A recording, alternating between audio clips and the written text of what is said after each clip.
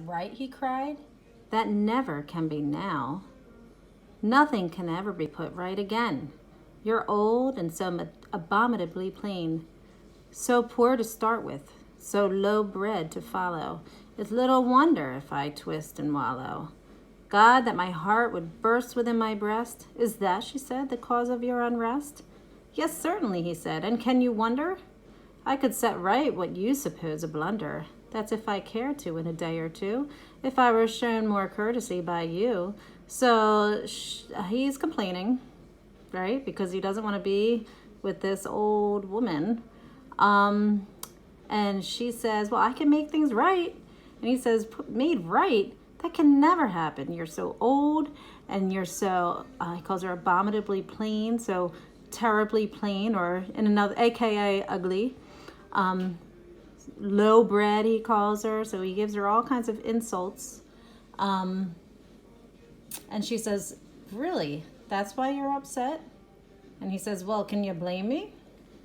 And she said, if you would just give me a day or two, I could make things completely right with us.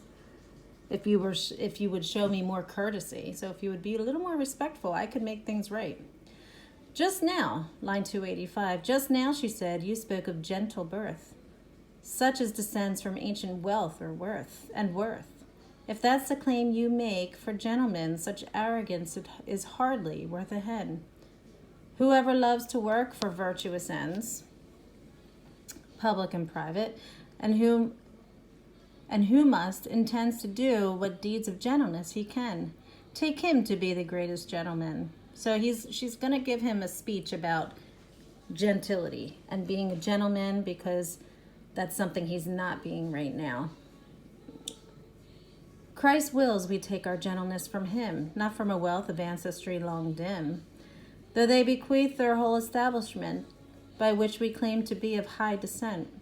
Our fathers cannot make us a bequest of all those virtues that became them best, and earned for them the name of gentlemen, but bade us follow them as best we can. So, in other words, if you look to the right, it says, what does the old woman think is the chief qualification of a gentleman?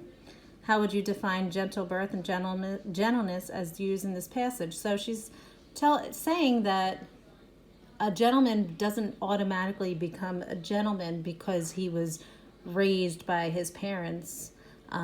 She said it's something that comes from within. You can either choose to be a gentleman or not, and it has nothing to do with where you've come from. Okay.